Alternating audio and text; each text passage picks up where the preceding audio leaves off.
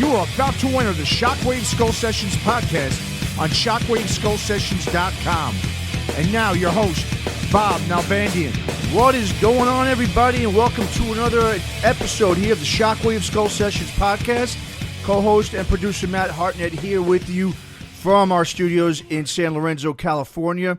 And we're getting ready for episode number 53 right now. This is a really awesome one. Bob had a great conversation with book author Greg Renoff and Jimmy DeAnda of Sunset Strip 80s MTV Heavyweights, the Bullet Boys. Really cool episode. This one's all about the infamous 70s rock producer Ted Templeman, who is mostly well known for all of his work with Van Halen as well as the Doobie Brothers and Montrose, just to name a few others. In fact, Greg Renoff has a new book coming out in a couple of weeks. On April 14th is the release date for Ted Templeman, A Platinum Producer's Life and Music.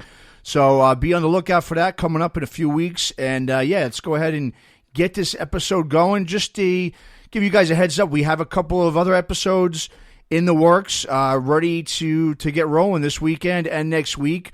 So there'll be no shortage of any Shockwave Skull Sessions episodes during this whole quarantine stuff. So, all right, well, here we go. Bob, Greg Renoff, and Jimmy DeAnda from the Bullet Boys. We got Jimmy DeAnda, drummer from the Bullet Boys, and the band is back together. And I know you guys were doing shows, and I assume, just like every other band, you've had to cancel the tours. But tell us a little bit about the resurgence of the Bullet Boys with the original lineup. Well, I'll tell you what's crazy is if you had told me even as late as last summer that I was going to be doing a Bullet Boys reunion next year, I would have said you need to get into the program, you need to get off the drugs you're on, because it's never going to happen. And again, we're talking the last time I was fully in the band was 25 years ago. And I've been playing drums for George Lynch from Dawkins for the last better half of like 10 years, off and on different projects with him.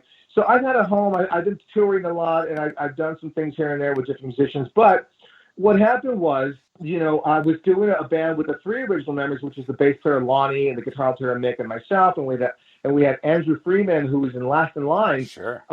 We put a thing together called Lies, Deceit, and Treachery, and a bunch of people who I worked with over the years asked, we'll put you out and let's get some work done. And we did that, and we were out there playing. And at one point, I kind of looked around and I realized everyone's getting older. I see how many bands are out there that wish they could actually reunite. I'm sure the guys on Warrant wish they could have Janie Lane back, and I'm sure that Rat wishes Robin Crosby was still here, or Alice in Chains wishes both the guys were back. I mean, I got to a place in my life where I realized life is getting shorter on this side, and if I'm going to try this, now's the time to do it. And I made a phone call to the bass player, who was still in contact with the singer Mark at the time. And it started little by little, just discussions here and there. But we want to make sure we do this right, because we've seen a lot of bands attempt to go back and don't kind of do it right, where there's still animosity or there's still issues and questions about certain business aspects. So I wanted to make sure, and the band wanted to make sure, that if we're going to do this, we're going to do it right. We're going to get a proper manager, a proper booking agent. So let them go out and cook the steaks, and then we just sit at home and eat them. So I will say that we've got a great response. We have people that are helping the band get out there. And before the whole Corona thing hit, we had dates with, I think, Quiet Riot, and there were talks of Lita Ford and all these other bands that we toured with back in the day. We're getting ready to go on and start playing these shows and some festivals and stuff. So we're really excited. The band's doing well at the moment. The singer and myself, we've been working on some songs together over the last week, before this thing kicked in, for about 10 days. So we're just kind of now, like everybody else, idling until we can get back on the road and get out there and play some rock and roll for the fans. So we're excited. All right. Well, dude, it's so great. It's always great to see the original lineups get back together. And that was something that was really cool about the Bullet Boys coming back. Because I know Mark Torian, the singer, obviously he had the band with some other members, and they did, a couple records, some good albums and stuff. But it's always cool, seeing that the band reunited, especially since all the guys are healthy and alive. And, shit, man, it's, get the original guys, make it the real deal. And there's so few bands. Obviously, obviously from the 70s, but even in the 80s, you see just one drummer or one, guitar player carrying the name with all new guys, and voila, just less than a year ago, I hear, you guys have reunited. So great news. And you doing any new recordings? Absolutely. Right now we're demoing at my place, and that's what we're trying to do is just demo. We're not trying to create anything out of the ordinary as far as, get things to this next level. We want to just put ideas down and then sit back and listen to 10 or 12 songs and go, okay, here's where we are. Here's where we need to be, or, what do we think? Just kind of have an overview, because I think a lot of bands, they get together and they try to just put things out immediately. We want to do that, but we want the songs to reflect what the band is like today, even though we still sound like Bullet Boys from the first 3 records, which is really interesting because the songs really do sound somewhere in that mix of those first 3 records.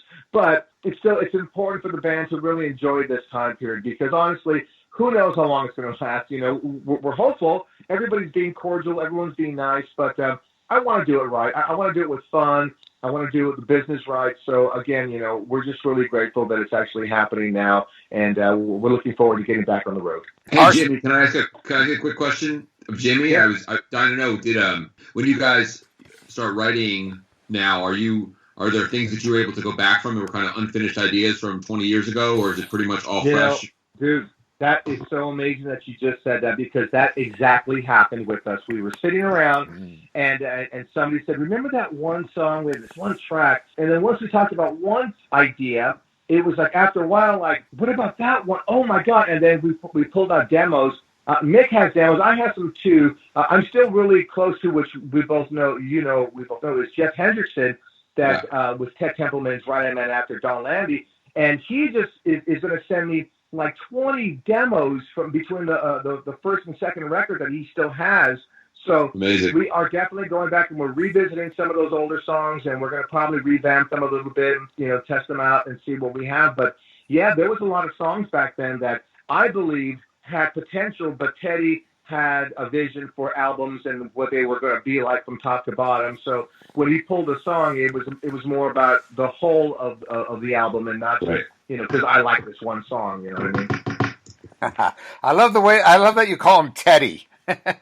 Teddy, yeah. And we're, of course, talking about Ted Templeman, which is actually the subject of this podcast. Our second guest, of course, we got Greg Renoff, who is the author of course, Van Halen Rising, which I highly recommend.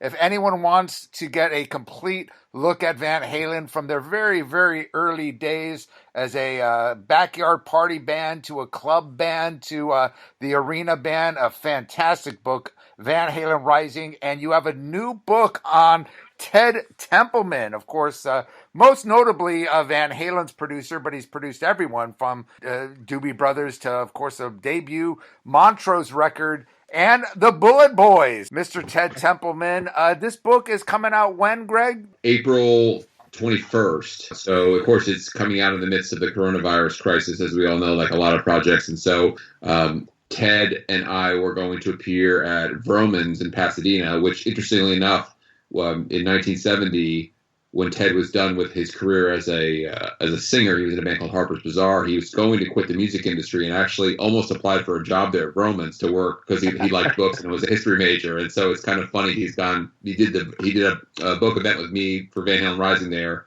We were going to launch the book there in Pasadena on April 21st. Yeah, it's interesting. It all kind of came full circle for Ted, but unfortunately it's not going to happen this time around in terms of the event. But yeah, it comes out, the book will be available on Amazon and anywhere else you can get books, ebooks, and hopefully, God willing, brick and mortar bookstores will be open. But otherwise, there's Audible, there's ebooks, and that's all available. But yeah, and then hopefully this summer we'll get Ted out of hibernation. He was actually very interested in doing it. He really did enjoy, because he's as Jimmy knows, he's a kind of a behind the scenes kind of guy. He's Teddy, but he's also not a guy who's you're going to necessarily, people aren't going to recognize him when he goes to the grocery store and he isn't seeking that type of attention. But he really enjoyed it when we did the book event for Van Halen Rising. He really, I think, was very surprised at the enthusiasm and people want to talk to him and ask him questions. And I think he really got, invigorated by hearing people so excited about the albums and the songs he worked on and all the projects he did with all these great bands. And so it was cool. So we're he's up at his place up north somewhere in the Santa Cruz area. He's hanging out outside of LA and waiting, like all of us, waiting for this all to clear. We can figure out what to do next. But yes, it'll be out April 21st from ECW Press. Awesome. Is that a British company, ECW? They're based in Toronto, Canada. So that's where they actually have a really good stance also in the wrestling writing, which is actually some of the really great books that I've done on pro wrestling have come out of ECW. But they do a wide variety of stuff, a lot of rock books and a lot of pop culture books. So yeah, they were great on Van Halen Rising. They did great, and they've been excellent to work with. And I really can't wait for people to see the book. It's really was a labor of love for me to do with Ted. As Jimmy knows, a great guy and amazing stories and amazing career, and it was just a blast for me. Well, I'm really looking forward to reading it because I always think the producers, I love listening to podcasts with producers and interviews because the producers know all the behind the scenes, and usually they were a lot less inebriated than a lot of the musicians in the studio, so to speak. So they could tell you the real behind the scenes stories of how the albums were made and some of the tricks they use, which I always find so interesting, especially when it comes to someone like Ted Templeman, who worked on so many classic records. And he did 3 Bullet Boys albums. You were on the first 3, obviously, the debut, self-titled in 88, Freak Show, which I'm actually looking on, there it is, on Wikipedia now. That was 91, and Zaza in 93. And he did all 3 of those records, correct? Correct. Yeah, he did. When the debut record came out, it was a huge buzz and a great debut album. Of course, signed with Warner Brothers, and then we heard Ted Templeman was producing it, which right away gave you the tag as these guys are kind of Van Halen clones. But tell us your experience about working with Ted, starting from the debut on. Well, I got to tell you, as a kid from Los Angeles, we grew up on Van Halen. We grew up, seeing like bands like Motley in the clubs and seeing Rat, at the Troubadour playing to 27 people. So this band got to kind of like see it all, like see bands come to fruition. We saw bands born and then go on to sell millions of records. So growing up, where I grew up in Boyle Heights, we were huge Van Halen fans. So, and we always look at, remember there was a time we all looked at the back of the records, and the name that always stood out was Ted Templeman was right there on all those Van Halen records. And I remember just feeling like that's the guy that's leading the charge with this band, and it was epic. So here we are, fast forward now to 1980, early 88, and the late, unfortunately, his sister just passed away not too long ago, Roberta Peterson. The band is actually doing showcasing for labels in LA. And I didn't know at the time Roberta Peterson was Ted Templeman's sister, but she came out. She's a senior DP at Warner Brothers. Yeah, she came out, and she also signed Jane's Addiction. I mean, she is epic in what she did as well. I mean, Flaming Lips. Down the line, she signed a ton of bands. But anyways, so she came and saw us, and then it was so funny because she goes, I really like you guys, but I don't think you're for me. I'm going to go and call my brother and have my brother come see you guys. Now, I just thought it was her brother, like some guy in the industry. I didn't know, So literally, we're at where we dubbed the Piss Room. It's a room that was by the train tracks out in this industrial city. And lo and behold, just like in a freaking Van Halen video, a white Rolls Royce pulls up, and it's Ted Templeman, and he comes out and he's standing around the piss room, because homeless people sat out in the back, and that's when they urinated. So we kind of had this piss room smell. So Teddy came in, and we're, it's an amazing. I mean, it's like it's a dream come true, And so he sits down and he says, "Okay, so here's what's going to happen.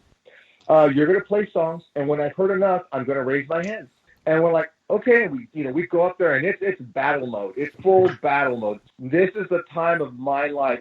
We all know that this is the moment we've all been waiting for. So first song hits, and we're crushing it. Oh my God! I mean, people are flying off drum risers. It's like it's a full circus. And then very calmly, after the first chorus, his hand goes up slowly and just do. We all look at each other like, is that it? I guess. And he goes, okay, yes, next song. And then we go to the next song. And then he did that about 5 times. And then we stopped. And at one point I thought, oh shit, he does not dig the band. He has stopped every song right after the first chorus. And we haven't even got to the lead section on some of these songs. Damn it. We were really, I know I was stressing out. And then he says, okay, guys, he goes, once you guys come we're here to sit with me. And we sat down right in front of them, and he goes, here's why you guys should sign with Warner Brothers Records. And we literally just said, are you kidding me? Let's sign the papers right now. Let's go. There's no discussion after this point. So then he took us from 0 to 60. I mean, we were essentially an unknown band, and you're right. We were in the shadow of one of the biggest rock bands in the history of music, Bob. I mean, we were, and I didn't know it at the time, but people at Warner Brothers, at the label, were saying, this is the next Van Halen. And for me, that gave me a bad feeling because I know there is no next Van Halen. Yeah. There's only one Van Halen, just like there's only one Ted Templeman. You start saying stuff like that, and it always made me feel like fans might, go, I'm not into that. But, Teddy was so good, and this is what he did, like he said, with Doobie Brothers and Montrose and all the bands and Captain Beefheart. He somehow allows the bands to record and be the bands, but then he still always finds a way to make them better in that in the studio and in that process, and he helps to improve songs on the spot. He can take a song that's great and then say, you know what, Jimmy, why don't you not play the first 2 bars and come in on the end of 3 on the 3rd bar. And it's stuff like that make you go, like when you're rocking out in your car and it comes out, you're like, whoa, that's cool. I mean, he's got that kind of melody. He also has perfect pitch.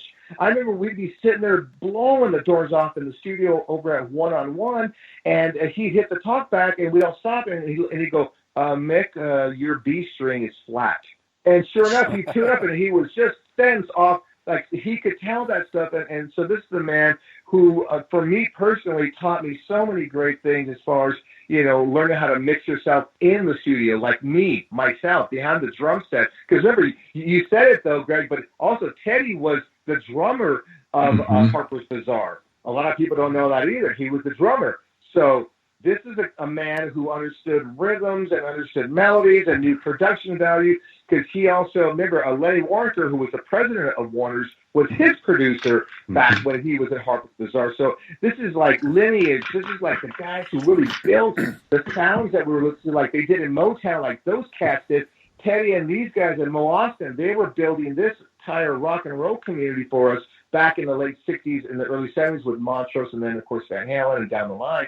So for me, I was born into this, being blessed by this man who just knows so much about the industry and knows so much about production value and how to be a really heartfelt musician. That's the thing I learned from Teddy, how to actually play from the heart. That was a really good thing that I learned from him.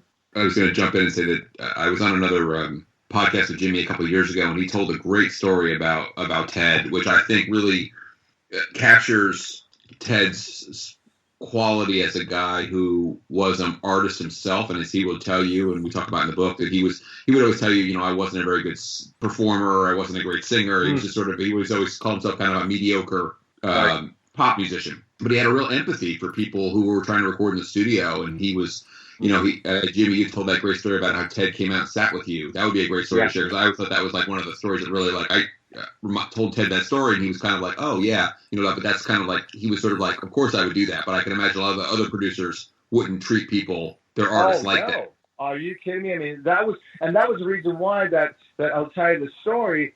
But what happened, Bob, was that it was literally the first week. We had just got all the drums up, and we had, Teddy and I, which is really an amazing experience, to go through each snare drum. We had like 27 snare drums and like 6 bass drums, and we kind of got like the 3 that we liked, and we finally settled on drum tone, and we were really happy, and Ted was happy, because I don't, at the time I was 19 years old. I didn't know good from bad drums. But sonically, he knew what he could work with best. That's why I think that first Bullet Boys album sounds so good. I think the drums sound amazing. But we were sitting there, and we were on day one, and we're tracking a track that's actually fairly simple. It's the song Kiss and Kitty. And we were going after it, and then probably somewhere in the middle of the first verse, I hear the talkback, and anybody who's ever been in the studio, when a producer hits the talkback button, it mutes everything in the room, meaning your instruments and vocals, and it's just his voice solely. So it sounds almost like God talking to you.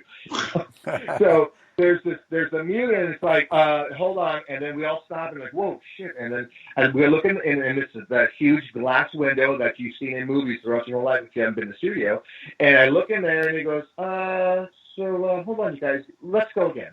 Okay, so then we go again, and I start playing, and I start the song off, the drum starts the song, and then we do it again, and this time I get a little further, and then Ted goes, and then there's a talkback. Hold on a second, and then now that thing starts happening where he's talking to the engineer and no one can hear what they're saying, and it's talking to Jeff Hendrickson, and I'm like looking around like, oh shit, are they talking about me?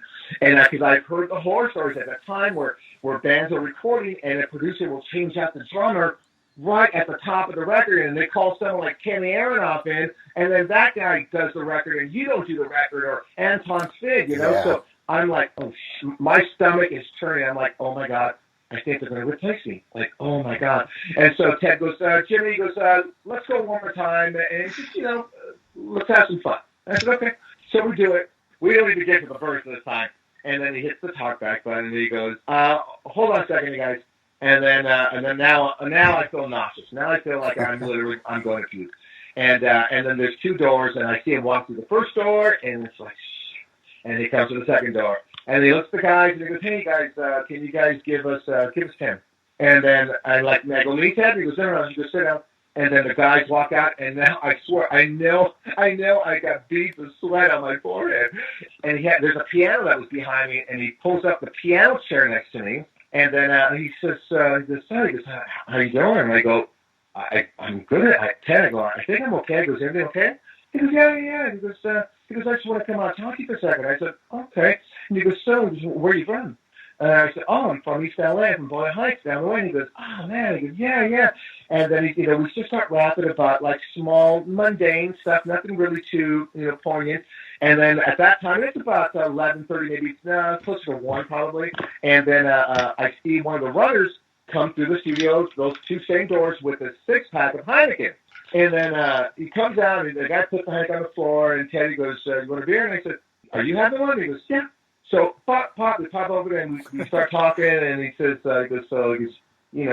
just small stuff, just kind of, and then we finish our beer, and looks at me, and he goes, "You ready to do this?" I said, "Yeah." And he goes, "Okay, let's go."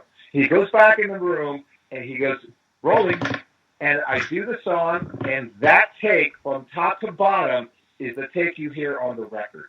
Now, later down the line, I asked Teddy, I said, "Ted," I go, "what was that about?" And he goes, "Jimmy," he goes, "I could tell." He goes, "I know you're a great drummer, but you were so nervous that you kept looking at this window at me. Like, I can tell you were overwhelmed. Your drumming, your tempo was out of this world. You were playing too fast. You had no groove, and I could just tell you were nervous, and I just wanted to just help you to relax a little bit. And I knew by talking to you, you were going to relax." And he goes, "And you did, and that's the take that's on the record." Wow. So that to me is like the quintessential about what a producer should know about when he has a band at his disposal, where he can help to bring them up to this level that they aren't at yet. So when he did that, that taught me a lot about musicianship, about compassion in the industry, about how musicians should help each other and so on. But that's one of my dearest memories of working with Ted Templeman's story right there. Great story. Wow, great story. And that's the thing about people don't realize that that's a sign of a great producer. And people don't give producers enough credit. It's not they're just spinning knobs and getting the sound. It's a matter of getting the artist to perform at his absolute best, and whatever ways they have to do that. And again, that's something that a lot of people overlook. Go into Bullet Boys, though, before we get into Ted Templeman. It's interesting because I grew up in L.A. I saw all the, bands and the clubs, as you did, Motley Crue, Rat, and, Wasp and Armored Saint, and, growing up in L.A., going to the Troubadour, the Country Club, all those great bands. And Bullet Boys kind of came out as an enigma. I knew of Mark Torian. He spent a little time with Rat. I think I might have actually seen him in one of Rat's early lineups. And, of course, he also, auditioned for Ozzy after Randy Rhoads. And we all knew him as a guitar player. And then we heard, I remember first hearing about Bullet Boys and Mark Torian singing. I go, wow, he's a singer? and he's got this new band, and it just kind of came out from nowhere. They're on Warner Brothers. You know, I mean, did you guys actually gig out in L.A. under Bullet Boys? Did you play shows before signing? What happened was so the guys were in the last lineup that was King Cobra. Okay. Oh, okay. And That's Carmen, right. Yeah, Carmen Appice's band, and Mick Swader was actually the original guitar player for King Cobra. So he came. That was his whole world for a minute, and then apparently Carmine had went to go back and do Vanilla Fudge reunions and other things of that nature, and just didn't have time for that band at the moment. So Mick, Mark, and Lonnie wanted to start a new band. So they did. They had a different drummer for a short period. That it ended really bad with them. I think they almost beat him up at a show somewhere. I remember it was just a bad experience. But what happened? I have known Mark Tureen since I was like 12, 13 years old. I'd known Mark because in our area he was the most famous musician we had ever known, and the most talented for that matter. Like you said, when we were kids, he had a band just called Tureen, and he was the lead singer, guitar player. So he would do Journey songs, sound just like Steve Perry, and then play all the solos like Eddie Van Halen was in Journey. And it was so odd to see so much talent in one human being. So he went and saw me play drums. He used to give my brother guitar lessons. So he saw me play drums, in my teens, right, early on. And then he came to me when I was about 17 years old, and he saw me play somewhere, and he goes, Jimmy, he goes, you're an amazing drummer. He goes, when you're old enough, I'm going to come back and get you. And I said, great, let me know. And lo and behold, my phone rings. I'm 19 years old, and he says, hey, bro, I got this band, Bullet Boys, and we've done like a few shows, and our drummer, we had to kick him out of the band. I want you to be the drummer for this band. So I went in, and they had the manager, Dave Kaplan, who is still a guy that I work with on a regular basis. Dave Kaplan had things lined up for the band, but I wasn't aware of most of the stuff. But he had, I think we did 6 shows in total, and then we began doing the showcasing process. So we only did 6 shows, and the next time people had seen me play was on MTV. And it literally had happened that fast. It was under, I think we did the record in a month. Teddy mixed it in no time at all. And then we were on the road in September of '88. So I joined the band, I want to say in February. And then by September, we were opening for Cheap Trick in the arenas. I mean, it was a lightning bolt of the experience. I still look back and go, wow, that happened overnight.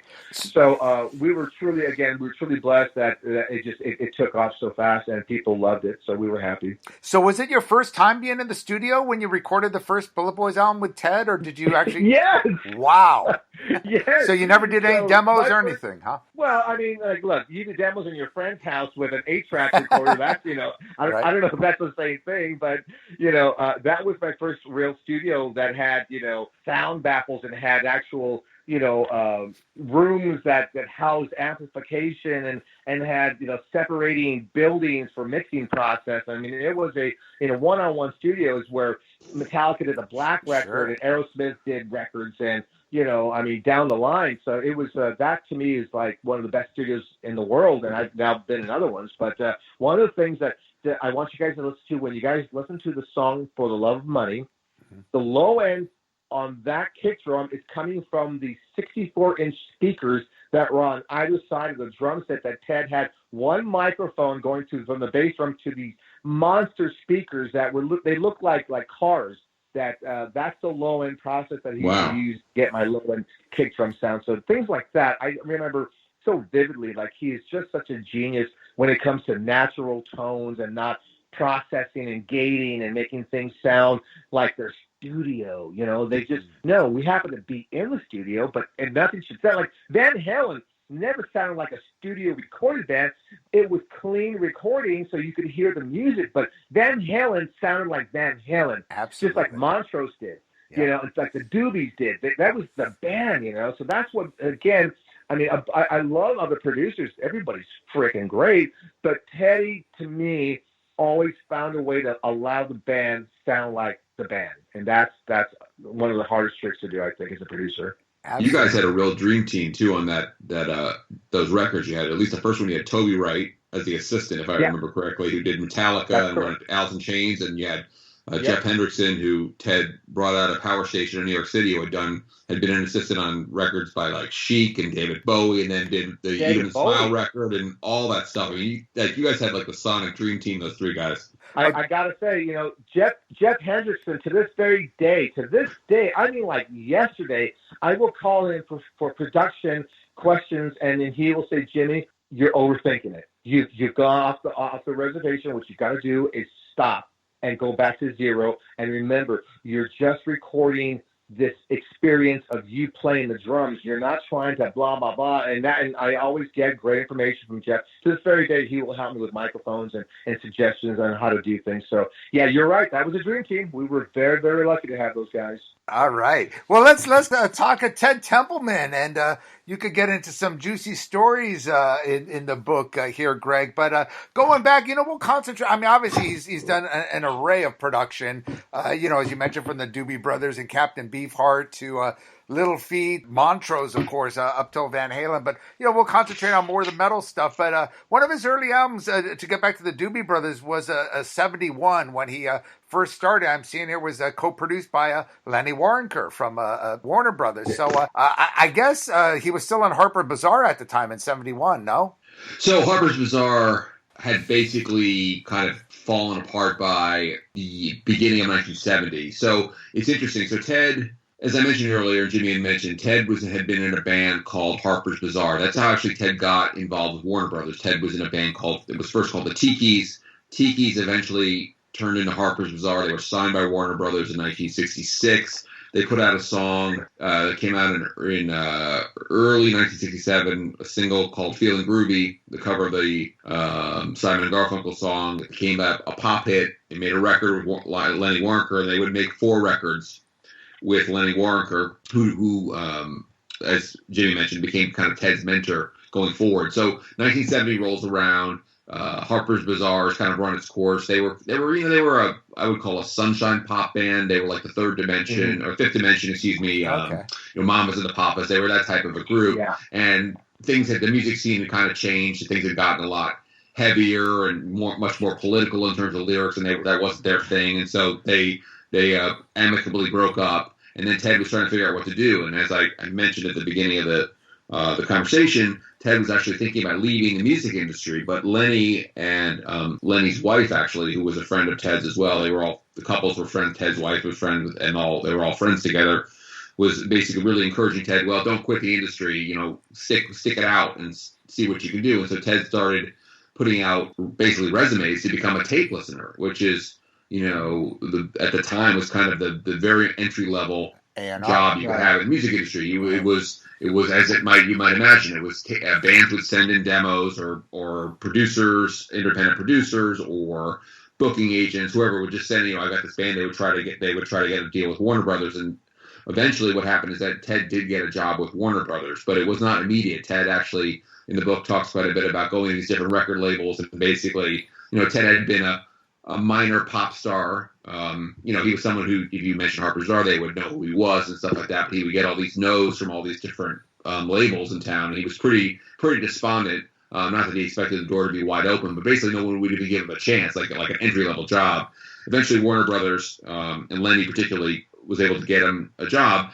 And one of the things that Ted ended up discovering, one of the bands Ted ended up discovering, was a band called the Doobie Brothers. The tape came down from Northern California. Actually, if I remember correctly, Pacific Studios, the gentleman who owned Pacific Studios, that's where the demo had been recorded, the Doobie Brothers demo. It got sent down to Warner Brothers. He brought it to Lenny. Lenny liked them as well. The thing about the Doobie Brothers is kind of interesting was that their early stuff particularly was much more acoustic.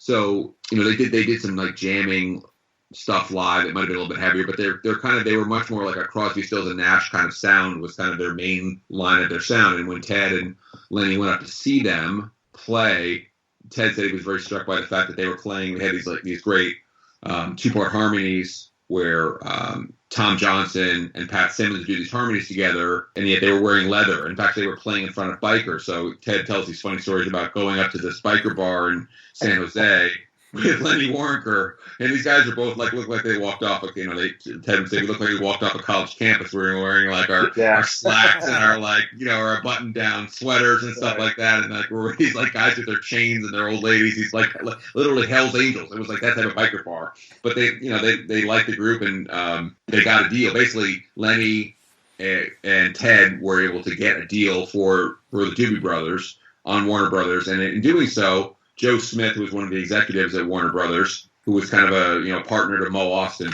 said, "Well, you discovered this band, and you seem to know what they're about. So you should produce it with Lenny." And Lenny was all for that, and that's how that happened. That Ted got a chance to produce. Wow. Yeah, and so the first album, in effect, flopped, and Ted is very appreciative of the fact that he had Lenny at his side, obviously, because if it had been like a Ted Templeman production alone, and the record had flopped, Ted said that probably would have been the last record I ever produced. Wow. But in the book, one thing that's really interesting, I think Jimmy will appreciate it, and other people will too, talking about the psychology of making records. Ted spends a lot of time talking about that first Doobie Brothers records and thinking about, he said, the mistakes that he had made as a producer. And I'll give you one story that's in the book that Jimmy will appreciate particularly, is that he said that, you want to make it perfect as a producer. It's your first album, and you're trying to make it perfect, and you're working with this other person who has more experience than you, and so you're trying to prove yourself. And Ted said, a lot of times I made mistakes, like when the Doobie Brothers drummer would be rushing, Ted said he would stop him, hit the talk back, and go, "You're rushing. Let's take it again." And he said that would just blow the whole vibe for the room. And Ted said he wasn't trying to be hard on the guy. It was just he thought okay, I need to tell him, right? Instead of learning how to finesse that situation. And so Ted talked a lot about that first Doobie Brothers record as a learning experience to walk away, I did a lot of things that now I know those were the wrong things to do, and I kind of learned from my mistakes and went going forward. And the second Doobie Brothers record is Toulouse Street, is the one that absolutely became a huge, huge smash. That one came out in 1972 and had Listen to the Music, Rockin' Down the Highway, right. Jesus Is Just All Right, all those, just a monster hit for them. But that was Ted's first experience as a producer, was the Doobie Brothers. Again, he'd done some a little bit of stuff with Harper's Bazaar, where he would have been an assistant producer, but as your name on the record, the whole 9 yards, the big deal, that was the one. Right on. Well, let's again, just to give a time frame. This was, like you said, 1971, the debut Doobie Brothers, and he kept real busy. In 71, he did the Van Morrison album. He did Captain Beefheart, Little Feat in 72, and moving to 1973, a all-time classic, which I consider one of the greatest American hard rock metal albums to come out. I think the both of you probably agree with me, was the debut Montrose, self-titled Montrose album. Absolutely. You could listen to that today and it still sounds just as modern as, it's just such a brilliant sound. And that was really one of the first, what you would call arena rock sounds. The guitars. Mm-hmm. And I really think the first Van Halen album was really structured from this first Montrose album. It was guitars, bass, drums, but the guitar tone that he got on, Rock Candy, Bad Motor Scooter. He was pretty much the house producer for Warner Brothers by this time. Is that correct? Right. So there was about 5 or 6 guys who would have been on the A&R team for Warner Brothers. Lenny Waronker, the Russ Titleman, a bunch of other guys who were kind of on there. But right. So you would basically, if you were one of those guys, you were basically only produced in-house. With occasion, he did a couple of Geffen albums, but that really was just a formality, because Geffen was distributed by Warner's anyway in the 80s. So that was he did Aerosmith record and stuff like that for Geffen. It was really you were doing basically working for Warner Brothers, just with being, the record label was Geffen. But yeah, so when Montrose came along, Ted signed Montrose. And what had happened is that Ronnie Montrose had played on the, I believe both, if my memory serves, both of the records that Ted did with Van Morrison as a guitar player. Wow. I didn't know so that. He played on, on Wild Night, that beginning guitar lick of Wild Night. That's Ronnie Montrose. Wow. And so Ronnie, like a lot of people work with Van Morrison, he kind of had a short shelf life. Van was, Van was what Van. He was a genius, but he was a bit tempestuous and didn't have a lot of patience for people. So for whatever reason, Ronnie left and went on. He worked with Edgar Winter, and Ted had always said to Ronnie, "Hey, if you ever come up with a band project, call me. If I'm in a position to help you, I will." And that's what ended up happening. Was that in 1972 or 70? I guess probably early 73. Ronnie sought out Ted, and Ted said, well, come on my house. Ted had a house in Pasadena, and Ronnie came over, and they basically sat, and Ronnie played him demos or sort of played him the song ideas, and then talked about how he was putting this band together or had put it together. I'm not quite sure off the top of my head, my memory was, but he had guys who were in effect, two guys who were unknown, would have been Carmassi and Hagar, were both unknown, but then Bill Church, who was the bass player, am I right? Remember right? Bill Church played bass had played bass for Van Morrison too. So basically, Church and Montrose had known each other from the Montrose and Ted, and then they brought in these two unknown guys to make this band called Montrose. And then Ted signed them. They did some demos and some early tracking at Wally Hyder up in San Francisco, but then did most of the record, if I remember correctly, at Amigo, which is now long gone. That was the Warner Brothers studio, and then at Sunset Sound. And Sunset Sound Studio 1, which is kind of the famous room that had the great drum sound, that's where the Rock Candy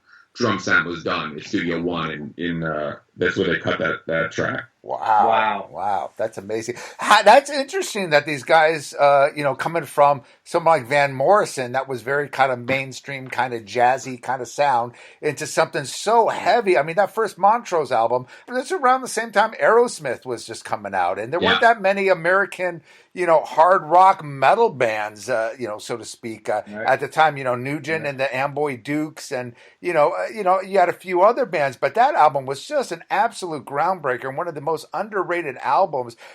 I'm just curious, did Ted bring out the heaviness of that album, or was that something that Ronnie was into, doing something so heavy? Because it's night and day from anything, from Van Morrison. Here's what I would say about that. I said that Ted really emphasized, when I talked to him about Ronnie, he said that Ronnie was a guy who could have been a studio musician. In other words, he could have been one of these first. He could have been like Steve Lukather, like a guy you would call, like I need a guitar part done. And Ronnie did sessions for Ted over the years.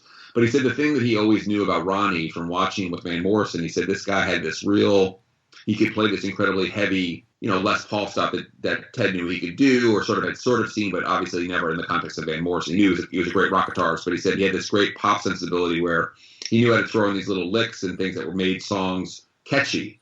And he said that's when he talked to Ronnie. Ronnie was like, yeah, I want it to be heavy, but I don't want it to be like Sabbath. The idea was, Ted always says this phrase. He said, Ronnie wanted, and I thought it was a great idea to do a heavy metal band with a sense of humor. And when he meant like that, it was just meant to be like more of a fun-loving, upbeat pop, rather than sort of like the world is going to come to an end. Like a lot of heavy metal lyrics, especially the early 70s, there was a lot of that, Alice Cooper, a lot of that more, darker Sabbath type of stuff. And that was what they wanted to do. They wanted to make basically heavy rock that would have pop appeal. Yeah. And other bands did, like, Purple did that with Smoke on the Water, obviously, but other bands, but that's what they were going for.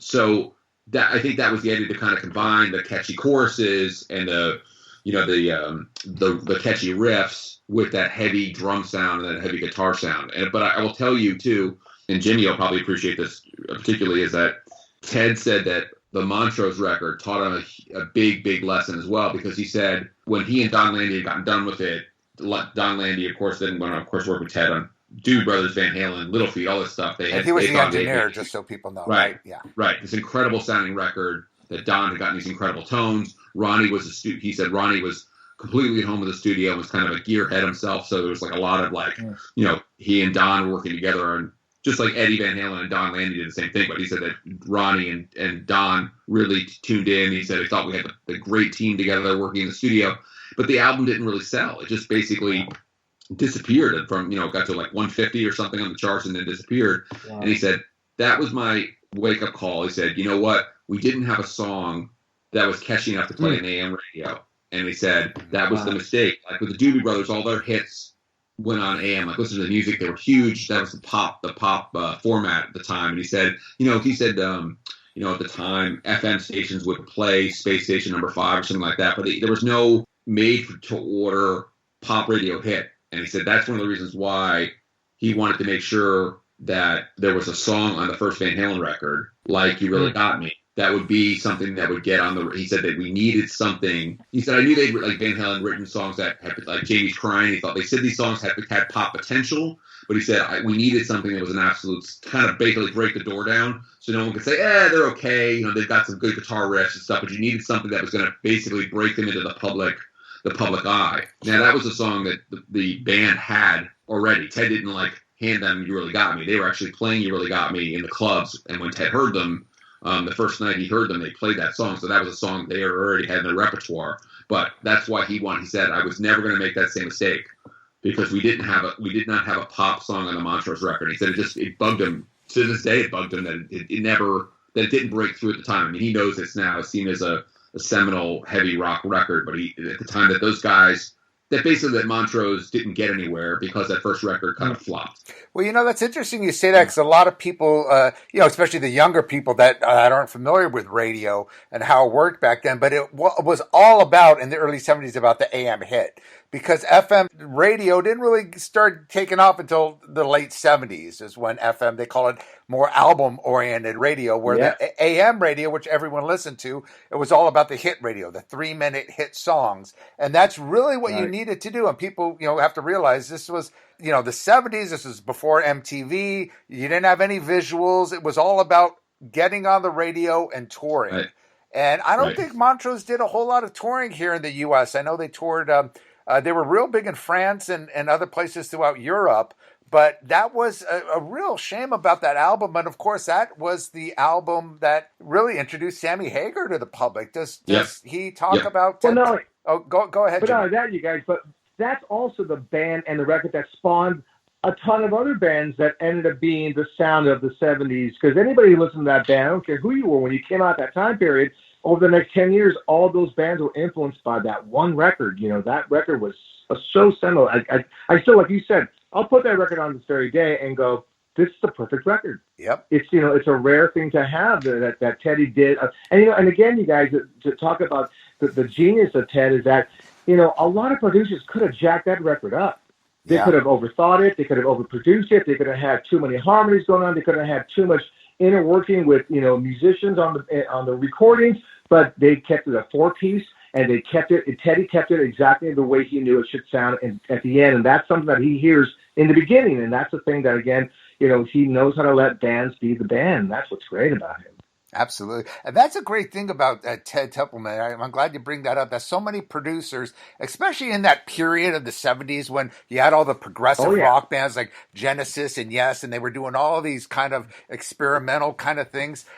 He was a very simplistic producer. It was raw, guitars, bass, drums, but he got the ultimate tones. I mean, you listen to Rock Candy, you mentioned the drum tone on that. I mean, it's that John Bonham bigness of drums, and the guitar tone on that is just unreal. Like I said, that was basically, the album was the blueprint, as you said, Jimmy, for so many bands in the field, particularly Van Halen. I mean, that really just drums, bass, guitar, killer tones, and that's it. And that was something that was really magical, because a lot of times producers will do that. Oh, let's add this in. Let's add this keyboard or a horn section, and then it's just like no.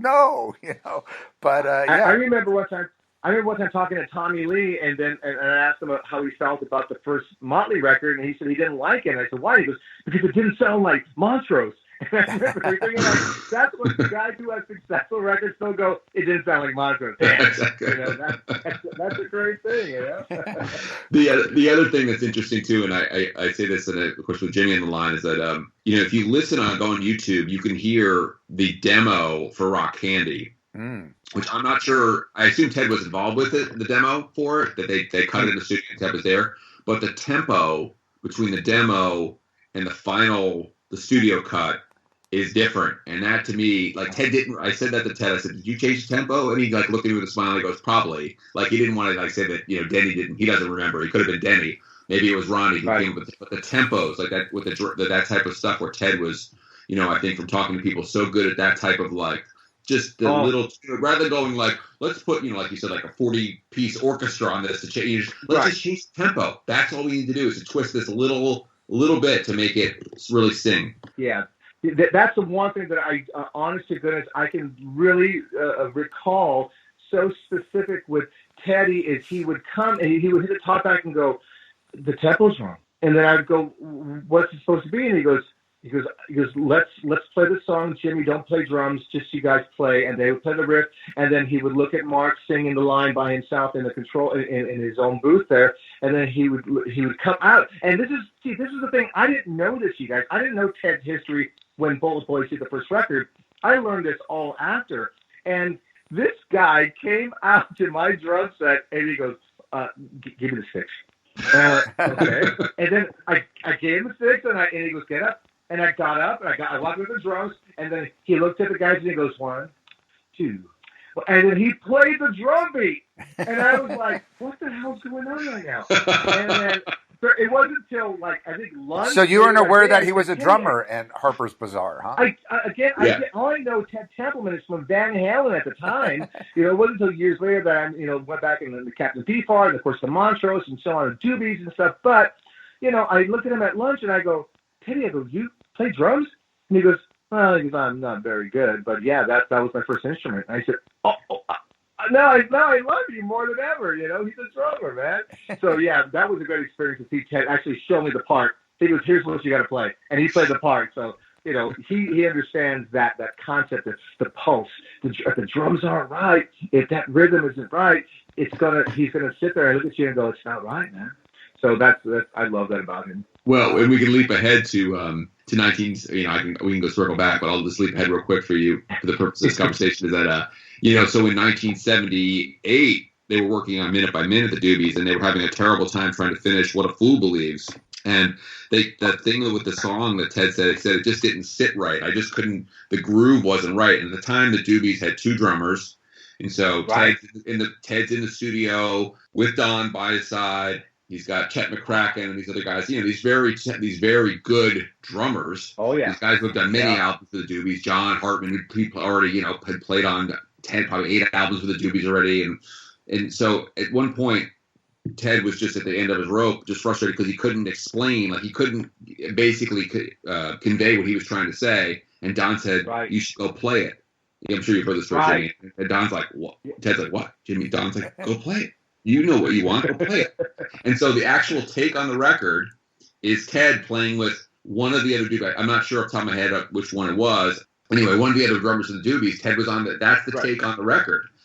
Ted plays drums on that record, and he said that was just like a Hail Mary because I just couldn't. We were running out of time, and it wasn't those guys couldn't do it. I couldn't explain it. He's like, I had to play it, and that was just. And Don was like, we got it. And they said they had boxes and boxes of tape stacked up trying to get this thing right. And said it was just an absolute, it was just the worst experience of trying to get it right.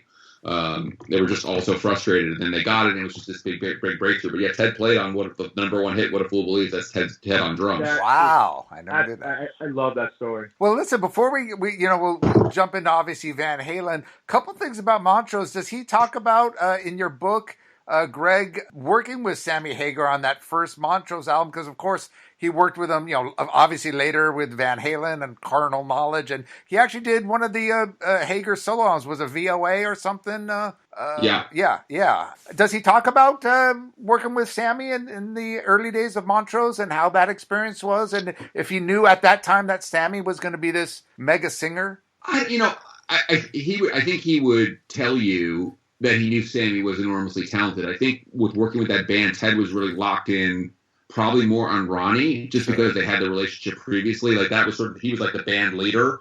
But, Ted thinks Sammy Hagar's a monster singer. I mean, he'll tell you that over and over and over again. It's like, Sammy's incredible. Sammy's incredible this day. He was incredible the first time I heard him. And I think Ted, if I remember correctly, when we talked about, Sammy was green. That was Sammy's first record. Yeah. That was the thing that a young guy, Ronnie had the advantage that Ronnie had played with Edgar Winter. Ronnie had toured with Edgar. He played on the Van Morrison records, and even Bill Church had experience. But Ronnie and Carmassi were green, so I think that was part of the thing too. It was kind of help those guys along, kind of coach them through the process more so than the other guys in the band. But Ted it's like one of these things, like it's like a love of your life that doesn't happen or something. Like Ted always talked about the Montrose record as just sort of, he wanted those guys to be compensated for what he thought was a brilliant record from top to bottom, and that's what he was just said. He felt like he always talked about it as the metaphor of being the pilot of the plane. Like you're the pilot.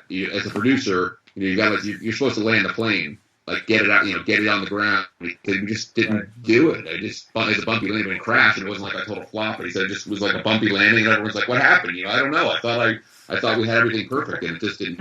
Well, it seemed to me that Warner Bros. I mean, I didn't get into that Van Halen. I mean, the Montrose album until probably the later '70s. So I wasn't aware when it first came out. But it seemed to me there wasn't a big buzz because I had heard, early on Aerosmith and a lot of these other bands, Bachman Turner Overdrive, all these, bands that were huge on the radio. And I always thought, Rock Candy, that was kind of it was played a little bit, but that was a real catchy tune. I mean, it was obviously very heavy, but the thing that's really sad is I think that album, because a lot of people talk about their follow-up album in '74, Paper Money, as being this epic failure, because I think they tried too hard maybe to get like a radio song or something that could get on the radio. And it just, I mean, you had one of their greatest songs, I Got the Fire. And, I thought Space Age Sacrifice was a good song. The song Paper Money, there were some good songs, but compared to the first album, it was like, this band is just trying too hard, and people saw right through it. And I think that goes with all the latter Montrose albums from Jump On It to Warner Brothers Presents to, then Ronnie started getting real too experimental, and then he got into the Gamma stuff. And it was like he was kept chasing that sound to get popular. But if that first Montrose album got the respect it deserved back then, I think it would have just been a total game changer. It would have changed, Montrose too. It would have probably kept Sammy with the band, and they would have been a monumental kind of Aerosmith kind of American hard rock metal band. What do you guys think, Jimmy? I absolutely agree. And again, look, I think anybody can, you can see it when it happens. Like when Led Zeppelin, they had good stuff, and then they released Stairway to Heaven, and then they became this other thing. And Aerosmith right out of the box does Dream On, and they become something other than, and the ballad and that like everyone's talked about so far is that being able to get on AM back then. And of course, for us in the '80s, it was AOR versus CHR. And that still stood there. It was still like, do you guys have the ballad? Do you guys have the ballad? And that was the thing that I really respected about Ted, because we really didn't want to be a ballad band. Now, do I regret it now? Because I think we put our heels in the sand because we just really wanted to stick to our guns and be a rock outfit. Right. And I don't regret it now. I really don't, even though the bands who I toured with, like the Skid Rows and so on, and they have ballads and they sold millions of albums, and that's great. But I love the fact that I can listen to that Montrose record or the first Van Halen record, and that to me is what spawned, like I said, thousands and thousands of kids. Nothing against those ballads, but those ballads didn't spawn, a Randy Rhoads to pick up a guitar. I mean, it was the Montrose stuff, And Zach Wilde heard Eddie Van Halen and was like, what the hell is going on? I need to change my life. Tom Morello listened to Eddie Van Halen without a ballad on the record, and that's what began that revolution. So to me, I think that, Teddy, again, and I know everyone looks back with 2020 vision, but those bands, I believe that they spawned generations of rock musicians that kept our business going for many years. And that's the thing that I still listen for in music, you guys, is a band that plays with heart and soul and isn't trying to sell a record. They're just trying to get their message out that we play rock and roll music and we love what we do.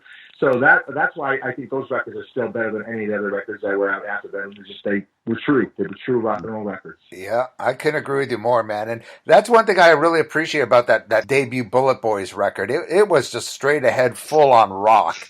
And, at that time in '88, all the, as they call them now, hair metal bands were doing those stupid, sappy power ballads. And it was just getting so old. I mean, I love the old '70s ballads. I mean, you bring up Dream On. I mean, Love to Love by UFO, Beyond the Realms of Death by Judas Priest. Those are ballads. Those are classic ballads. But when it came to the 80s, they were so formulated. They were just so syrupy, and it was like, and I thought it was just refreshing that debut Bullet Boys album, because that came out really in the heart of, you know, the power ballads when they were all over MTV. Right.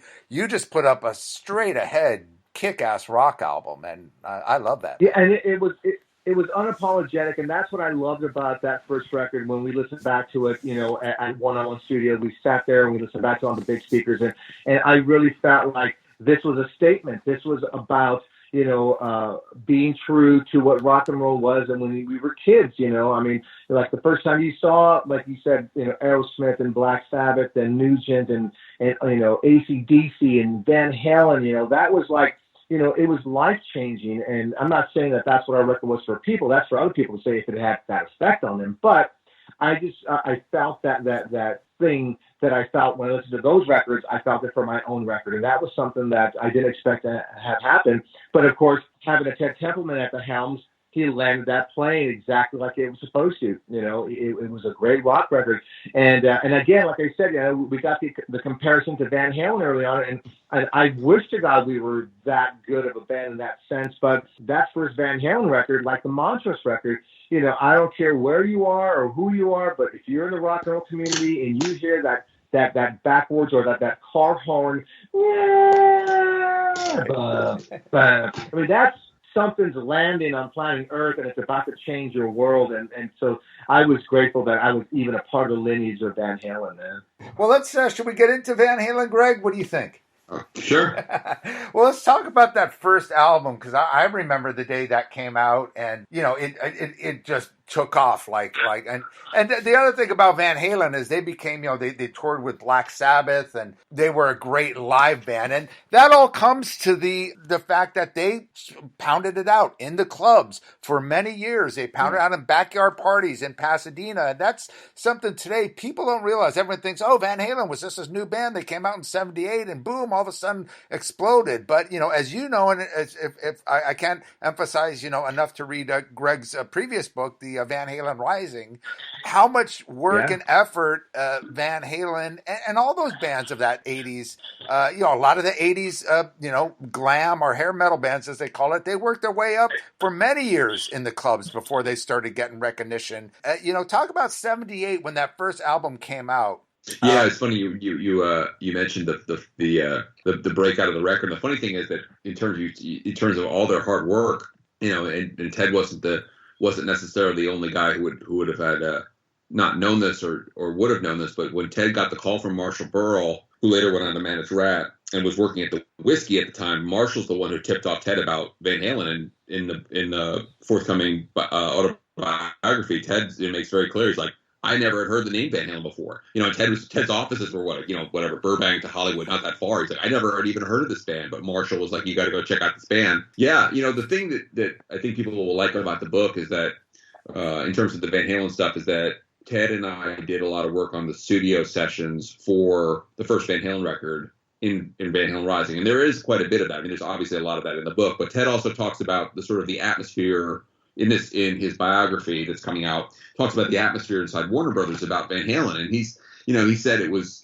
kind of demoralizing for him because the way we phrased it in the book, he said, it's like you're in high school and you've got this new girlfriend, you think it's the greatest girl you've ever met. She's so hot. You like, and all your friends are like, yeah, she's all right. And they're just sort of, and he said that was kind of the attitude inside Warner Brothers. It was sort of like, well, you know, Ted likes this band, Van Halen, and you know, maybe they'll sell some records for us, but we're not expecting much out of this band. It was, you know, all these other, you know, we kind of know the cliche, like the Sex Pistols and whoever else. It was kind of seen that they were sort of, you know, a dinosaur, a latecomer. It was kind of over, but this was Ted's little pet project, and you know, people knew that Ted had good ears, and that Ted, you know, it wasn't like people thought like it's not going to sell any records at all, but they never expected it to blow up. And Ted said that was really. Ted said, I thought I had made this incredible record. I thought I kind of rectified some of the mistakes I'd made with the Montrose record. I thought we had the songs, the players, the whole thing. And so, you know, Ted talked about how much he tries, you know, out of his love for those guys, how much he worked to push that band behind the scenes. And Ted's not trying to take credit for their success, but he's saying, like, you know, it wasn't like, it's like, oh, the new Doobie Brothers record's coming out. It's 1977. So, of course, the whole record label is, like, focused on Doobie Brothers, Right. Doobie Brothers. So they know that's the next big seller. He said, Ted's like, how to get people like motivated. Be like, hey guys, this can sell. Let's go. Let's kind of like the cheerleader behind the scenes as a vice president at Warner Brothers, kind of like, pulling some levers to make sure that people didn't neglect the band. And, Ted gives full credit to those guys that did songs, the whole package. They did it.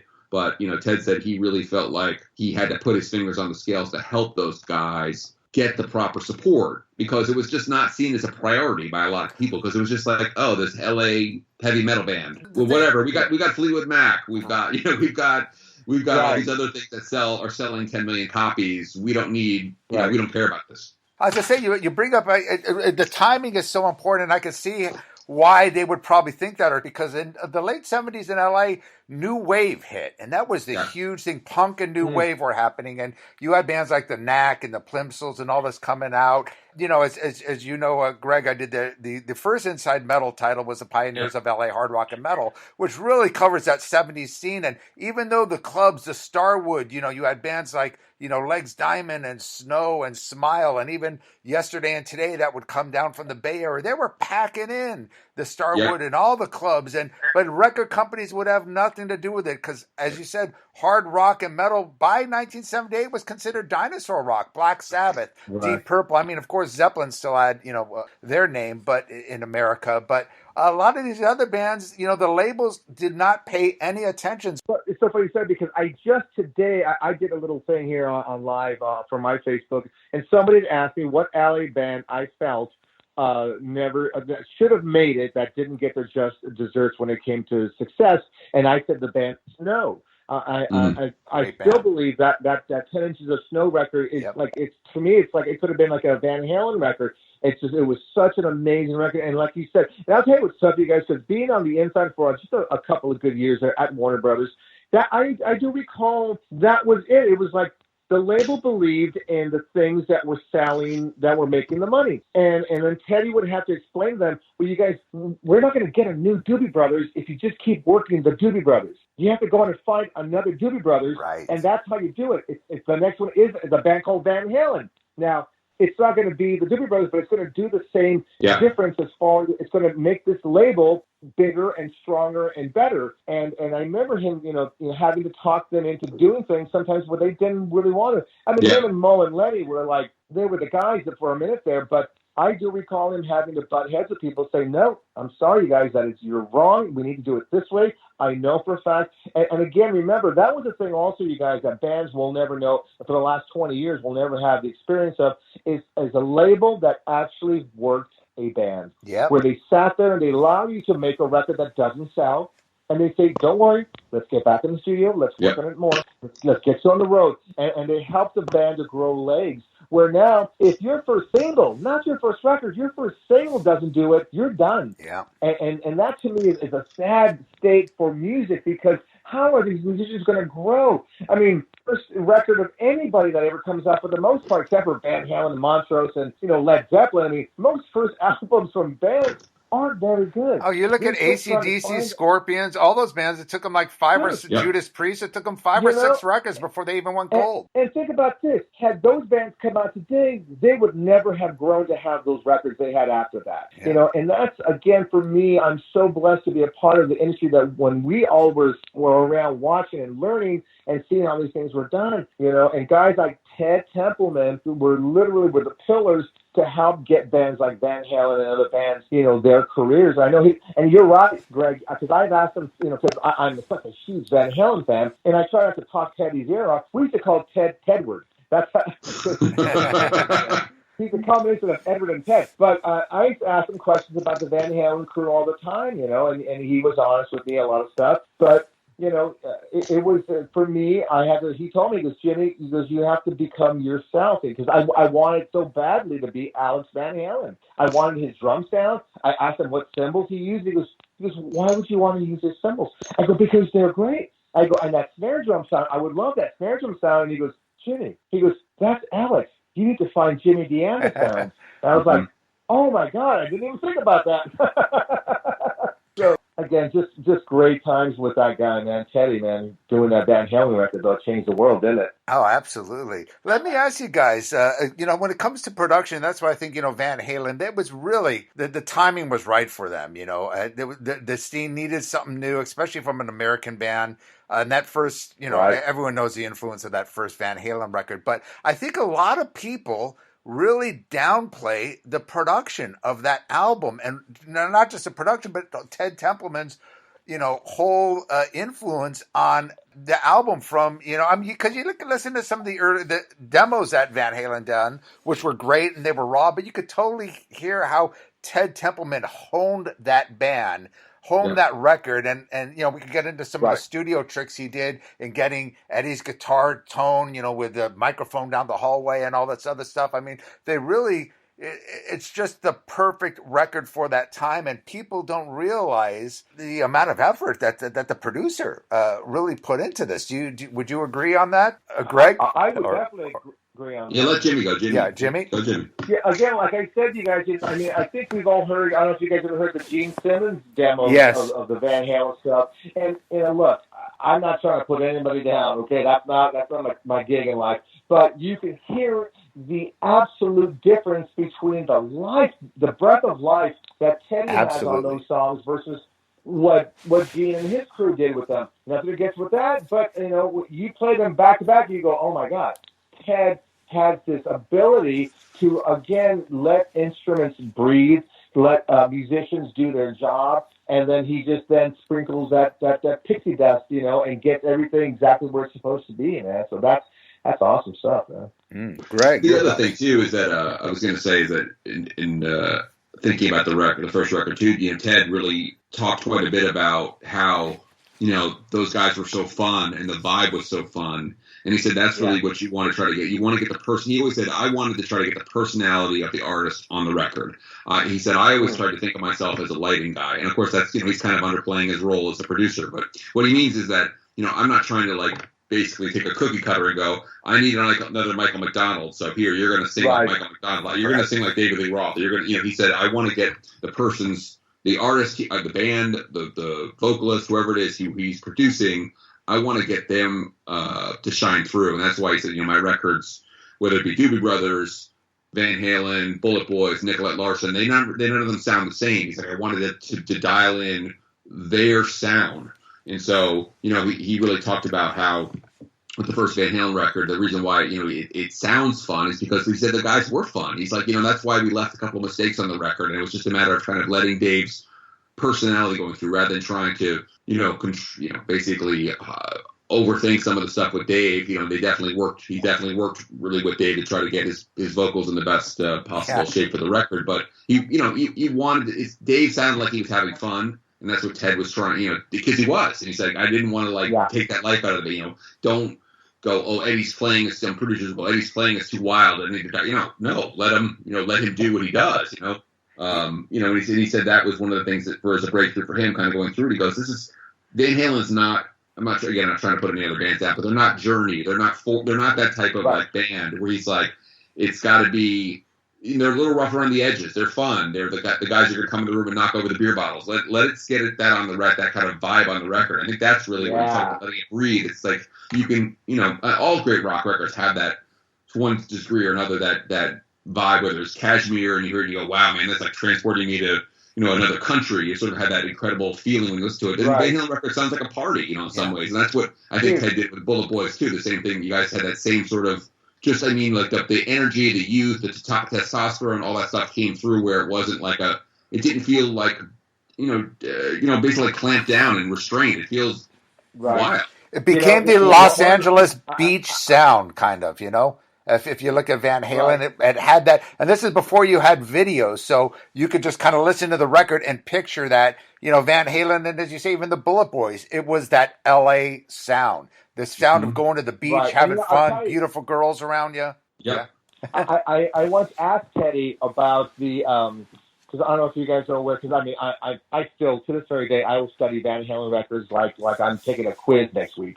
But I asked Ted one time, I go, Teddy, how come there are no rhythm guitars on a lot of the Van Halen records? during the guitar solos, because that's kind of like standard for most fans is that the guitar player puts the rhythm track out under his guitar solo. And Ted looked at me and just in perfect Ted fashion, he goes, because he didn't need it. Yeah. And I was like, oh, shit. It can be that simple? Oh, my God, that's great. Yeah, it's sort of like that's the thing about it. You know, there's so many great producers, and there are so many not so great producers, but the great ones have that kind of intuitive sense of, like, you know, Jimmy Page, obviously, when he knew how to layer all those guitars together, he kind of made it all fit. And you never heard you never kind of saw the seams. Like, even if there was like 8 guitar tracks on it, all felt like kind of natural together. And Ted was had the same sort of way with songs. You know, look, he did the same thing with the Bullet Boys record, which I still listen to this day. I love. Ted kept it raw. I mean, it is in some ways as raw as any record you're going to have out of the 80s. It doesn't sound like a studio produced dialed in record. I mean, the tones are out of this world, but it just sounds like 4 guys in a room. It's a live sounding record. Yeah, I agree. Totally. Yeah, totally. I think the thing about Ted Templeman and that first Van Halen album in particular, it was really made for FM radio. It was the game changer. I mean, you had the debut Foreigner record that came, I guess it came out around the same time, and, you know, REO Speedwagon or the Journey Infinity record, and these were all huge FM radio albums. I think he had the foresight to see that FM radio is where this band, that you can't, and I think he probably learned from Montrose that, like you said, they needed kind of a radio hit. They did the Kinks cover, You Really Got Me.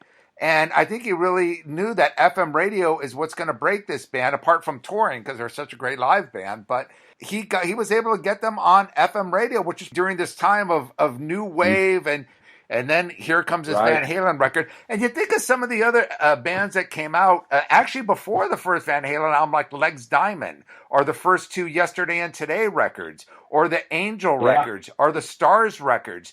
Those albums, you know, they could have been where Van Halen was, because I think they were all great bands, but there was it didn't have that chemistry of the production and the band together. And I think that's what so many people are missing. Those first couple Yesterday and Today records, in fact, Dave Metachetti will tell you, he hated the production. They were great songs. I don't think the songs were as good as Van Halen, but I think if they had Ted Templeman work those albums, it would have been a whole different story, as well as even the Angel never had a radio hit, because their songs weren't really made for FM radio, but they were a big live band.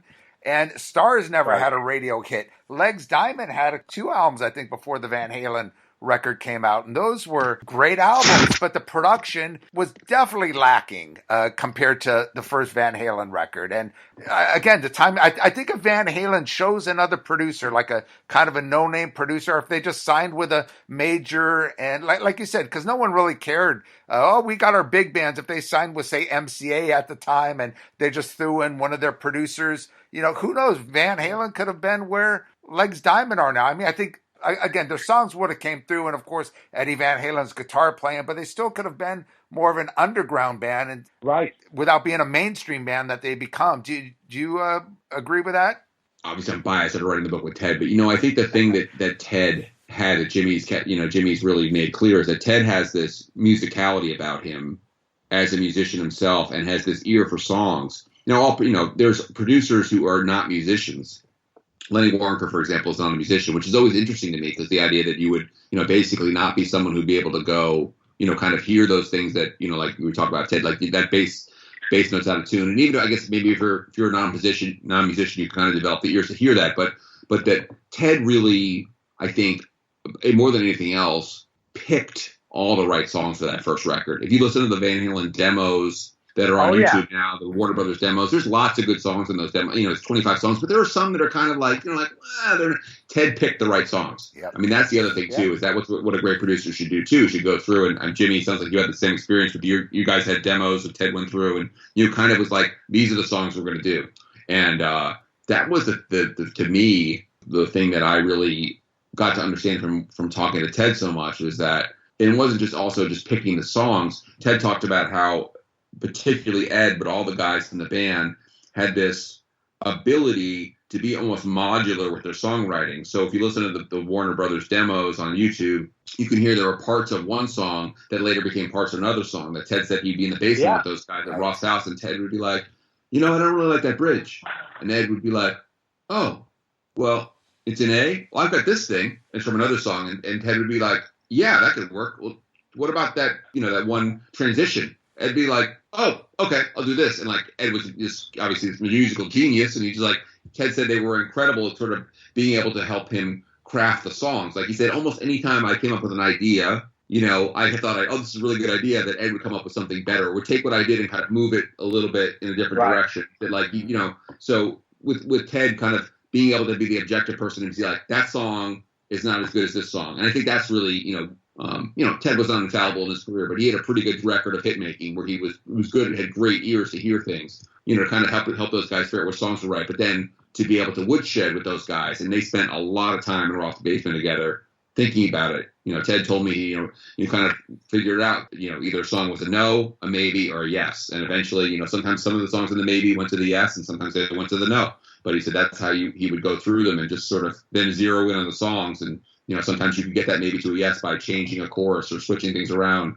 And you can hear that from the demos to the record. But yeah, amazing. Real quick, in my experience, Ted actually did that with one of the songs on the first Bullet Boys album. That was, I believe it was a real slow, draggy track that we had a demo. We loved it. It was kind of almost a little Black Sabbath-y. And then he kind of reconfigured the whole thing. It's a song called Badlands. And if you listen to that song right now, you'll think like, wow, who thought of that? Because it doesn't sound musically that it makes sense. Oh, mathematically it makes sense, but from a production standpoint, it makes complete sense. And that's where, again, Ted, with the vocal things that he would do with the Doobie Brothers, he would he could see things in a way that you as a band can't see them, right. Only because it's the years of experience on top of being able to look at a band and know what they're capable of. Yeah. Because you don't want to push a band to a place that they're not comfortable in, because then they'll do something that they don't feel comfortable with and they're not confident in, and it'll show like that on the record. Teddy always knew how to do it, where he knew that he could push you further in a place that you probably might not want to go, but once you're there, you look back and you go, holy shit, Ted, that sounds great. And that's, again, a part of his genius, is he's able to do that with songs as well. Yeah. Yeah, Nicolette Larson, who Ted produced, who's now passed away, but she used to call that, when Ted would start doing that with songs, she'd say Ted was rearranging the refrigerator. He was like, that's what she called it, rearranging the refrigerator. Like, you pull everything out, and you're like, oh, put the mayonnaise over here, and maybe we'll have the mustard. So apparently she had a lot of fun with busting his balls about because he, that's great. He would basically have the song and that she would think it was good enough, and he would take it and change it, and say, oh, it's going to be better this way, trust me. And she'd be like, okay, come back 2 hours later and see where you're at. Let me ask you something, Greg. On the first Van Halen album, because you're mentioning that Ted was unfamiliar with the band when they were, in the clubs, and didn't realize what they were all about until, he first met with them. Having the song "Eruption" as basically a guitar solo on the record was kind of unheard of back then on a commercial major label album, especially to follow the first song on the record. You Really Got Me. Obviously, he must have been blown away hearing, Eddie Van Halen for the first time. But as you said, he hadn't really seen them live prior to doing the record. Is that correct? No, he saw them live, but he had never heard the band before Marshall. In other words, they had played around L.A. They had played at Starwood. They played at Whiskey. They'd played everywhere for years. But Ted had never seen or heard of the band before Marshall Burrell said, I got this band, Ted, I think you like. They do harmonies. They've got a really good sound. I think you're going to like this band. And Ted said he knew Marshall from the 60s from Harper's Bazaar. Marshall was the booking agent for William Morris, I believe. And so he said, I knew Marshall had been around some good bands. Marshall had booked the Beach Boys, and Marshall was someone who understood what good talent was. So I said, what the hell, I'll go down there and check it out. But he had no prior experience of the band name. But the night he saw them in February 1977, Ted said it was like falling in love with a chick when he saw Ed. I mean, he said that's what he actually calls it. It was like falling in love with a girl. It was incredible. He said, I liked the band, but I was just blown away by Ed's musicality. He said, Ted grew up a jazz trumpet player, along with playing drums. Ted was a jazz player. And so Ted said he reminded me of Charlie Parker, the bebop player. He said the way that he would kind of slide in and out of the measures and do all these unusual fills that didn't seem to fit within a rock context, these jazzy things. And so he said that I was just like blown away by Eddie Van Halen. He said, I thought the songs were pretty good. I thought the singer was good. Basically, but it was like, I got to get this guy. That's what he really, and when Ted says that, he always says, like, I feel badly because I don't want, Dave or Alex, the other guys saying I didn't like the band. I did like the band, but he's like, that was where sort of, because I was a jazz player, that's what kind of the sort of the musicality and the way that Ed put together his lines and the way he played rhythm and all this stuff. It just sort of, he said I was just like starstruck by that. And that's what he really wanted to capture on the record. Sure. And I think that's the thing too, is that was the whole thing about Eruption, is that Eruption was a last minute addition. It was actually not meant to be on the record. The way the story goes, Ted told us before, but we talk about it in some more detail in the book, was that Ted heard Eddie in the studio. They were going to cut the last couple songs for the record, but they were at the very end of the recording process. Had heard him playing this thing, Eruption. It was playing it. Ted was walking by because he was getting a cup of coffee, and he goes into, opens the doors, goes in the studio, and goes, "What is that?" And he's like, "Oh, just something I play." Being very modest and kind of shy, like, what do you mean? He's like, "What do you mean somebody plays it?" "Oh, it's my live solo at the studio. We're going to play at the Whiskey later this week or whatever. I'm practicing it." He goes, "We got to record this." And the way Ted tells the story, he went back in the studio and Ed started, playing it again or something. And he was basically trying to track down Alex and Mike to do the rest of the thing. I guess Ed had told him, it's the thing I do with Alex and Mike. And he looked at Don Landy and said, "We got to roll tape on this." And Don said, "I already am." Like, Don and Ted were so locked in. Don could see that Ted was like, all of a sudden Ted was like kind of had his like antennas up and was like, in the, going, "What's this? What's this?" And like Don said, he loaded the tape up, was already rolling tape, and they recorded it twice. And yeah, that's I think the second take is the one that's on the record, I think. Wow. Totally groundbreaking. Wow. To include a guitar solo on a record. And of course, that was, Eddie Van Halen's signature solo. That's what attracted all the guitar players. Everyone tried to emulate that. And that was genius to add that on. And I don't think any other producer, or any other record label for that matter, they would say, "Are you fucking crazy putting a guitar solo on a record?" Do you guys remember what they put on the back of the first Van Halen record because of that guitar solo? Tell me, no. What are you thinking of? No. On the first Van Halen record, it said on the back of the record, "There are absolutely no keyboards on this record." People thought that was somehow connected to a keyboard or a keyboard. Yeah, right. Yeah. Wow, forgot that. Yeah. And honestly, I'm sure Ed Van Halen would tell us that too. If it had been up to him, he wouldn't have put it on the record. He would kind of like, well, what? Like you guys are saying, like, why would we put this on the record? It's not a song. So amazing, right? That Ted was like, sort of like, "No, we're doing this. We're putting it on," and it recorded it. So yeah, I said it was just it's kind of a serendipitous moment, just hearing it and said, "Yeah, let's record it." Again, to speak on the genius of Ted, he saw it. He said, no. Not only is this on the record, this is the second song on the record. Exactly. That to me was such a statement. And when you're a young, impressionable rock kid and you put on the Van Halen record and the second song is this fucking ripping your face off guitar solo, you're never the same. He knew that he would spawn thousands of kids after that would go on to become the Yngwie Malmsteens and, like I said, the George Lynch and down the line. I mean, that was just so groundbreaking. I mean, it just was incredible, man. But I think it was too. It seemed to me, I don't know if it kind of seemed to me like it was a fuck you to punk rock. Yeah. They just kind of did nothing about musicality, nothing about virtuoso musicianship. It's just about playing, raw and whatever. But that just kind of showed like hard rock and metal, killer guitar playing, and it's just in your face. It's like, it's like you said, second song, total shredding solo. It's just like, fuck you, punk rock. And then this process that there's now on the second record, there's Spanish Fly, and then he does Mean Streets. He does this weird thing, the intro. I mean, that's what the great thing about Teddy is that then it spawned this guitar hero generation. Yeah. I love seeing guitar players go into rehearsals, practice their asses off, and come up with some amazingly cool shit. I mean, they don't do that anymore. And I honestly believe, don't get me wrong, because I think for me, Hendrix was like the touchstone. But what Eddie Van Halen did, and Ted saw it that night that you said, Greg, is that he saw a guitar player and he knew that this was the beginning of something that nobody ever saw coming. Because the guitar shredder, the Eric Claptons of the world were kind of in the past. And here was the birth of this rebirth of this where people are going to look at the guitar differently and never look at it the same way ever again. And Ted saw that when he saw Ed that night. And again, I'm blessed for it because we all got to live through it, And I got to correct myself because I remember just talking about that being the second song. I think earlier in this podcast I said it opened with "You Really Got Me," which obviously is the third song.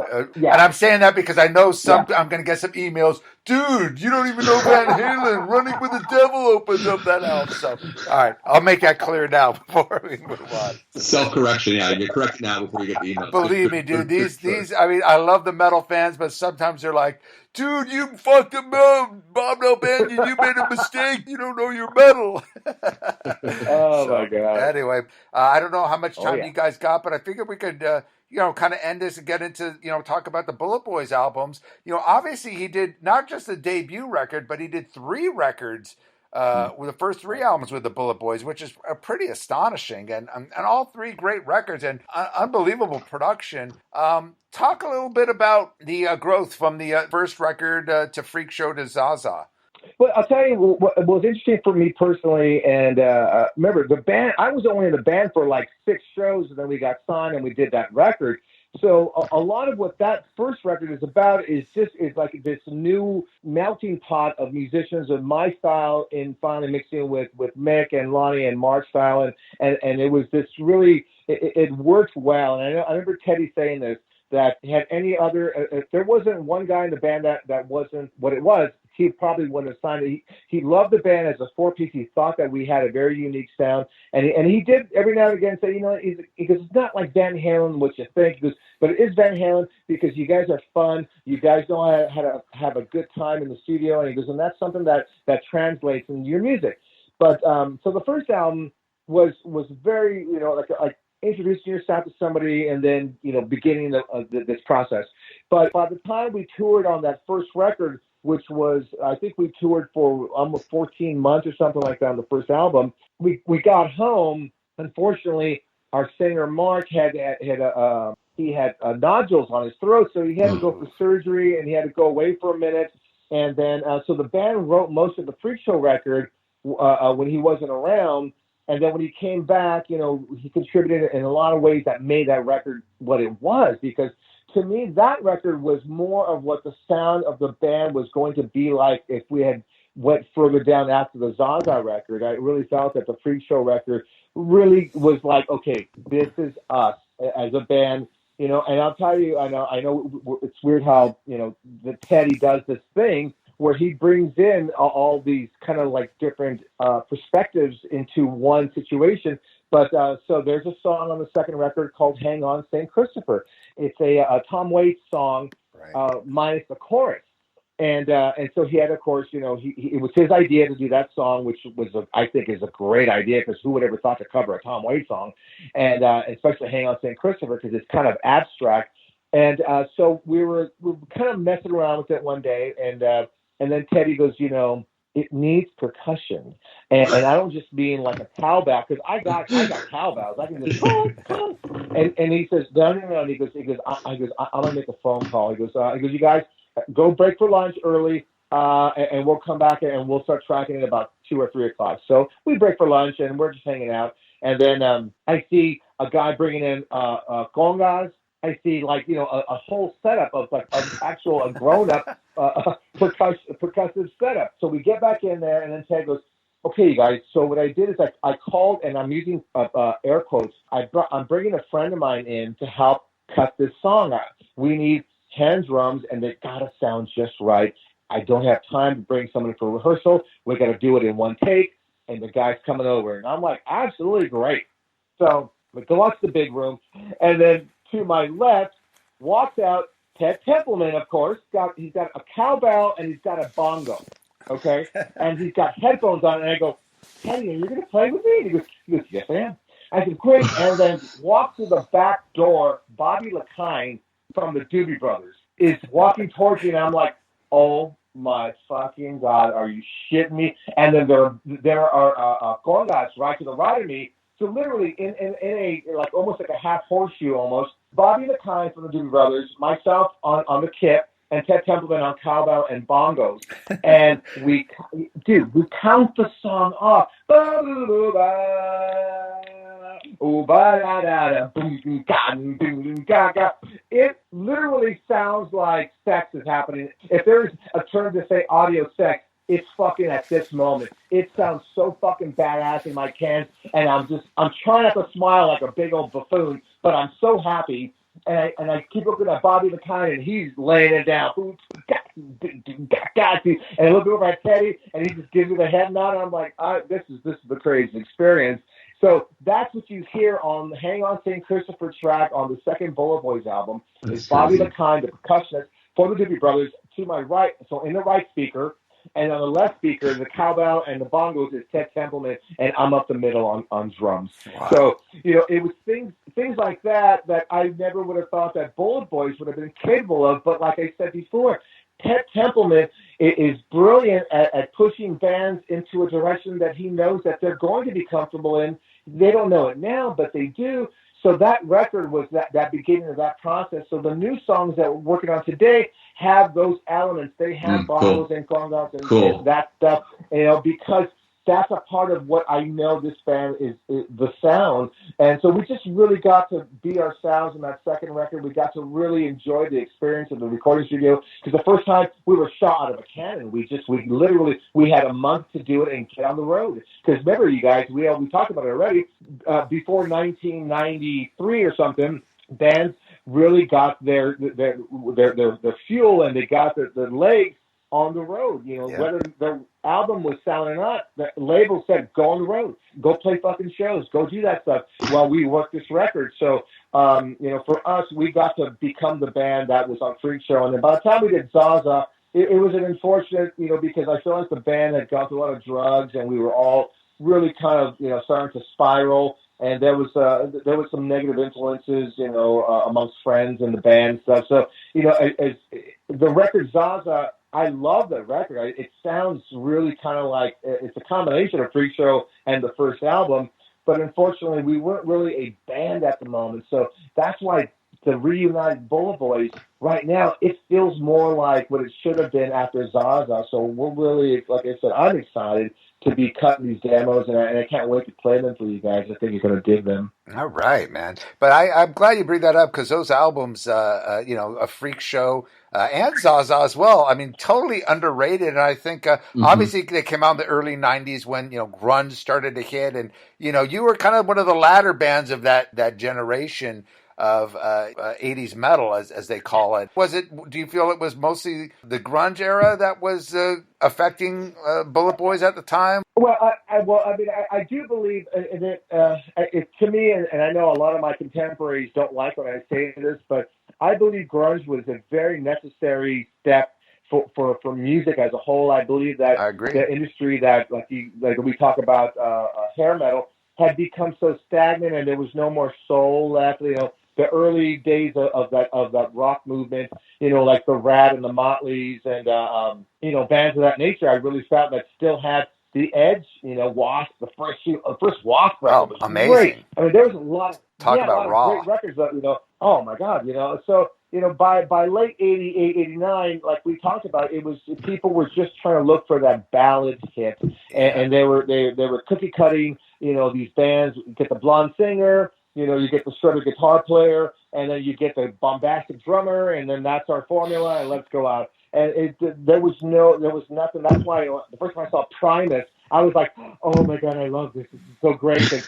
It took a left turn, and I loved it. There were bands that I believe that really were doing music the right way again, and I thought a lot of bands just stopped doing music the right way. So, but yeah, the label did help out, where they could. Again, Dave Kaplan, the manager, he worked the label even when they were like, no. And he's like, no. We got to make this happen.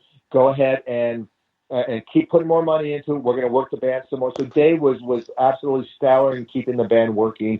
But, I don't believe that. I believe that the hair metal movement ate itself. I believe that more than the grunge period, I think that we ate ourselves. We were true to the art form, and we sold our soul to the devil, if you will. So, that's what I think. Greg, any last thoughts? I just want to say that I think it's like so cool that Jimmy played on a song with Bobby, who played on Taking It to the Streets by the Doobies. I mean, that's like that conga on that. Listen to that song, the verses. I love it. I mean, that's like the coolest, right? It's like there's the link all the way back. Believe me, I literally had to hang up. That day I called my dad because my dad's a huge Doobie Brothers fan. I told him, you're not going to believe who I just played with right now, man. That's so cool. Thank you, Ted, for that. Are you still in contact with Ted, Jimmy? You know what? Just via email, and we write via Facebook. You know, we just check in every now and again because I talk to Jeff Henderson all the time, and the three of us have been trying to get together a lunch or a dinner meeting for like the last few years. But you know, when one of us is available, the other two aren't, or you know, more likely just one guy can't make it. So we're gonna wait. Hopefully, after again, like we said, after this virus thing goes away, which I forgot about talking with you guys for the last few hours. It's been nice. Once it all goes away. Yeah, I know. Once it all goes away, hopefully that Teddy will get together and we'll go get some dinner. All right. Is Ted is he retired, or is he actually still doing projects here and there? I mean, I think he would call himself retired in terms of he's not taking on projects, but you know I always think I always say to him someone like drops you in the studio, you're gonna do what you do. I mean, it's but it's the last thing he did some stuff with the Doobies, and in fact the Doobies have been working on new material with another producer, and Ted has been listening to it and kind of just been lending ears, and this is great. He actually loves the stuff they're working on now. I'm not quite sure what the status of their new recording is, but Ted's still got his head in music, if that makes sense. But he's not doing projects. Well, to make the Bullet Boys reunion complete, I think you should get Ted Templeman to do the new Bullet Boys record. What do you think, Jimmy? Believe me. Listen, Jimmy, send the white limo to pick him up and just bring him over. I mean, you just set him up. I mean, that's the thing. Is Jimmy knows. I mean, you put him in front of a console, I think it would just be right back at it. Yeah.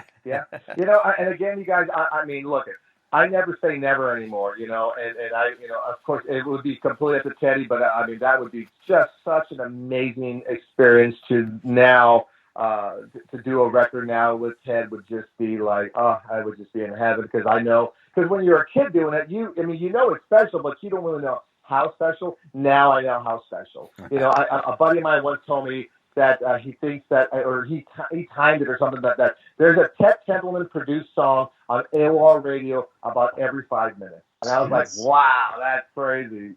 Well, I hope he's getting royalties for those.